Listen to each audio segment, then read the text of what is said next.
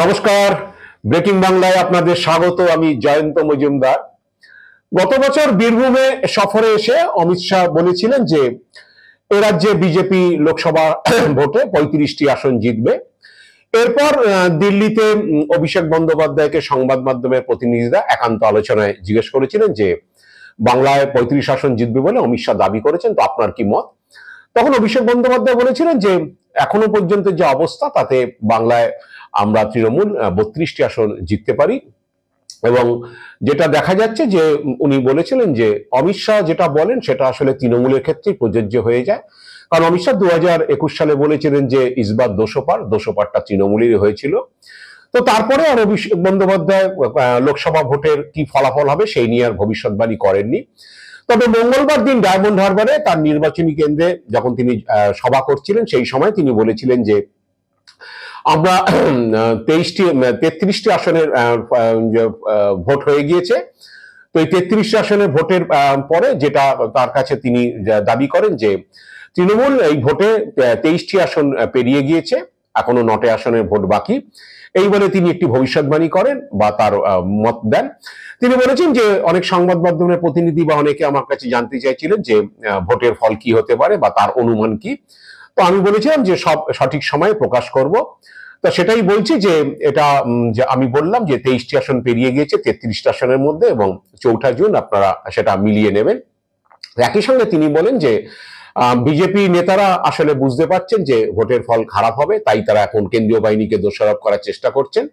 এবং কেন্দ্রীয় বাহিনীও বুঝে গিয়েছে যে আগামী 4 জুন গণতান্ত্রিক জোট, ইন্ডিয়া জোট হচ্ছে সরকার গঠন করবে, তাই কেন্দ্রীয় বাহিনী হচ্ছে তাদের কথা তেমন বোধহয় সাড়া দিচ্ছে না। সেই কারণে কেন্দ্রীয় বাহিনীর বিরুদ্ধে বিজেপি নেতারা দোষারোপ করছেন। একই সঙ্গে অভিষেক সেই সভা মঞ্চ থেকে বলেছেন যে তার সঙ্গে এক আয়কর দপ্তরের কর্তার কথা হয়েছে এবং তিনি জানিয়েছেন তাকে যে 31শে মে এবং 1 জুন তাদের 5টি জায়গায় রেড করার কথা রয়েছে।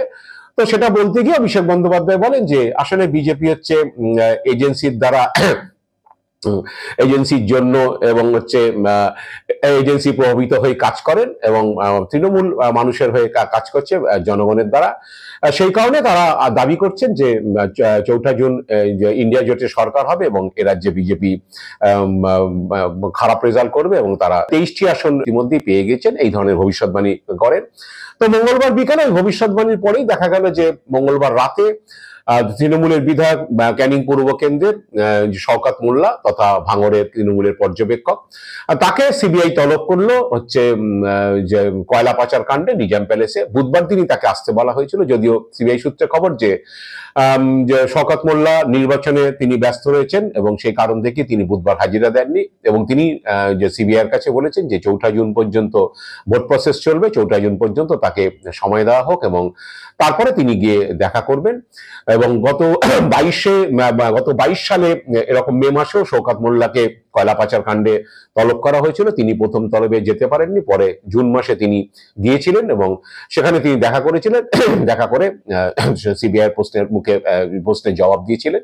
তো 2 বছর পরে হচ্ছে মঙ্গলবার রাতে শওকতকে আবার হচ্ছে সিবিআই কয়লা পাচার মামলায় তলব করলো।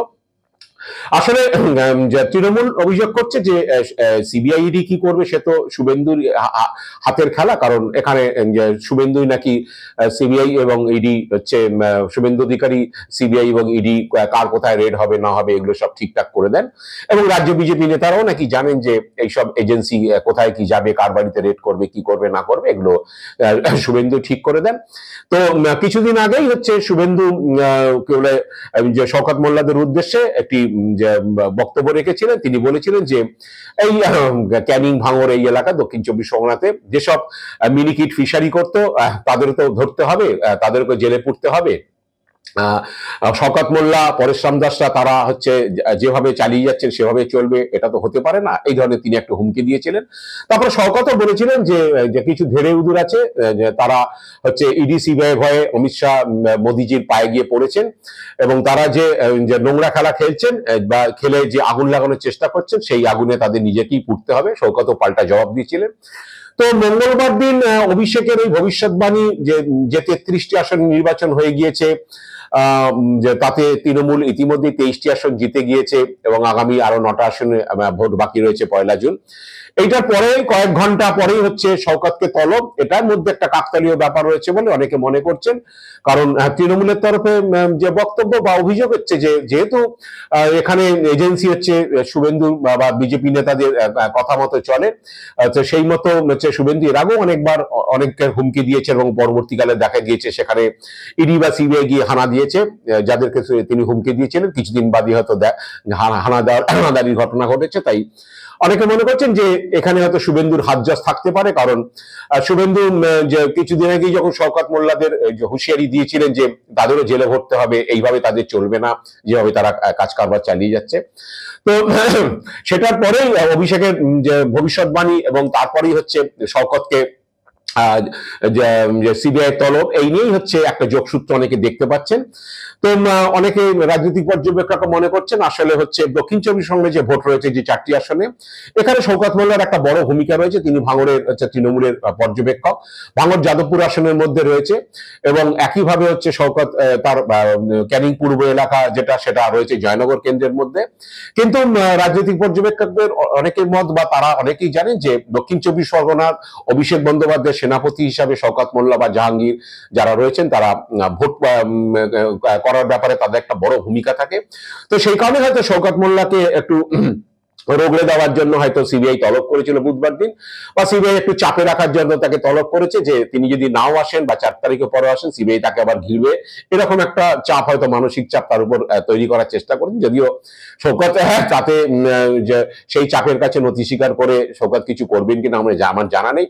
তো যেটা অনেকে মনে করছেন বা তৃণমূলের লোকজন মনে করছেন যে শওকত মোল্লাকে সিবিআই কে দিয়ে তলব করিয়ে একটু তাকে রোগড়ে দেওয়ার হতে চেষ্টা করেছেন। তো আসলে যে অভিষেক আসল কথাটা বলে দিয়েছেন বা তার ভবিষ্যৎবাণীটা তো অনেকটাই ঠিক, সেটাও তো বিজেপি নেতারা বুঝতে পারছেন। তাই শেষ চেষ্টা একটা যদি শওকত মোল্লাকে একটু সিবিআই তলব করিয়ে দিয়ে যদি একটু ভাঙড় বা যাদবপুর বা জয়নগর কেন্দ্র বা শওকতের একটা ভূমিকা দক্ষিণ 24 পরগনা বিভিন্ন আসনে রয়েছে, তার অনুগামী রয়েছে অনেক, তো যদি একটু তাদের রোগলে টোগলে দিয়ে যদি কিছু করে দেওয়া যায়, কারণ হচ্ছে সামনের যে 9টি লোকসভা ভোট আসনের নির্বাচন রয়েছে তাতে বিজেপি কোনো আসন জেতার তেমন সম্ভাবনা নেই বলেই হচ্ছে বিজেপি রাজ্য নেতারাও মানেন। যদিও লড়াই তারা করবেন, তারা জানেন যে গতকাল মঙ্গলবার দিন যে নরেন্দ্র মোদী শ্যামবাজার থেকে সিমলায় বিবেকানন্দ বাড়ি বাসভবন পর্যন্ত রোড শো করেছেন, কিন্তু বিজেপি নেতারা জানেন বিলক্ষণ যে ওই রোড শো করুন না প্রধানমন্ত্রী উত্তর কলকাতাতে যতই তাপস রায় বিজেপি প্রার্থী তিনিও জানেন যে উত্তর কলকাতা বিজেপির হচ্ছে লম্পঝম্প সেই জোড়াসাঁকো এবং শ্যামপুকুর বিধানসভা কেন্দ্র দুটির মধ্যে। বাকি 5টি আসনে বাকি 5টি বিধানসভা চৌরঙ্গি, এন্টালি, বেলেঘাটা, মানিকতলা এবং বেলগাছিয়া, এখানে বিজেপি তেমন কোনো সুবিধা করতে পারবে না, কারণ হচ্ছে এর আগেও দেখা গিয়েছে বিজেপি 2টি অ্যাসেম্বলি এবং কিছুটা পার্টে হচ্ছে মানিকতলা এবং চৌরঙ্গির মোট 20টি ওয়ার্ডে হচ্ছে বিজেপি ভালো ভোট পেয়েছে। 19 সালেও হয়েছিল বা 2021 সালে বিধানসভাতে খারাপ করলো, মোটামুটি এইসব অঞ্চলে তারা একটু ভালো ভোট পেয়েছিল। তো জানে যে ওখানে ওই পর্যন্তই হবে। এবং দমদম যে বারাসাত যে বসিরহাট নিয়েও হচ্ছে বিজেপি জানে যে কি ফলাফল হতে চলেছে। তো দক্ষিণ 24 পরগনাতে যে বিজেপি সবচেয়ে খারাপ ফল হতে চলেছে এটা বিজেপি রাজনীতি তো অনেকে জানেন, শুভেন্দু অধিকারীরা জানেন, কারণ ডায়মন্ড হারবার, মথুরাপুর, জয়নগর বা যাদবপুর কোনো আসনেই তাদের জেতার কোনো সম্ভাবনা তারা দেখছে না। কিন্তু একটু যদি শেষমেশ এজেন্সি দিয়ে ভোটের মধ্যে যদি একটু কিছু কাউকে তলব টলব করে যদি একটু তাকে চমকে রাখা যায়, একটু যদি রোগড়ে দেওয়া যায়, তাহলে যদি কিছুটা আশার আলো তারা দেখছেন ওর মধ্যে দিয়ে যে এজেন্সিকে শেষ পর্যন্ত কাজে লাগিয়ে।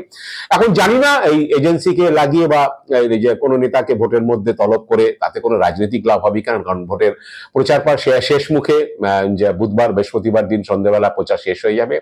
তো বিজেপি সেতে কার্যসিদ্ধি হবে কিনা, কারণ হচ্ছে ইতিমধ্যে গত 2 বছর ধরে অনেক তলব হয়েছে, অনেক কিছু হয়েছে, কিন্তু আখেরে কতটা কি হয়েছে না হয়েছে বিজেপি নেতারাও বুঝতে পারছেন। তারা উপরে হয়তো অনেক দাবি টাবি করছেন যে এত আসন তারা জিতবেন, তত আসন জিতবেন, কারণ ভিতরে কি হতে চলেছে বা তাদের সংগঠনের কি অবস্থা সেটা খুব বিলক্ষণ তারা জানেন। তাই একবারে যদি যে শেষের দিকে এসে যদি শেষ দফায় যদি কিছু একটা আশার আলো, ক্ষীণ আলো যদি এজেন্সিকে দিয়ে কিছু করে যদি করা যায়, এই আশাতেই হয়তো তারা এইসব করছেন বা শুভেন্দু অধিকারীরা করছেন, বা একটা শেষ মরণ কামড় তারা দেওয়ার চেষ্টা করছেন। যাই না এই মরণ কামড় দিয়ে তাদের আলটিমেটলি কোনো তারা সাকসেস তারা পাবেন কিনা, কারণ ভবিতব্য বোধহয় লেখা হয়ে গিয়েছে কি হতে চলেছে না হচ্ছে। কারণ হচ্ছে এই সময় এসে শেষ মোমেন্টে 11th আওয়ারে বিরাট কিছু ভোটে প্রভাব ফেলা যায় না এজেন্সিকে দিয়ে, সেটা তারাও জানেন। তবুও শেষ চেষ্টা যদি কিছু করা যায়। আজ এ পর্যন্তই। আপনারা ভালো থাকবেন, সুস্থ থাকবেন। নমস্কার।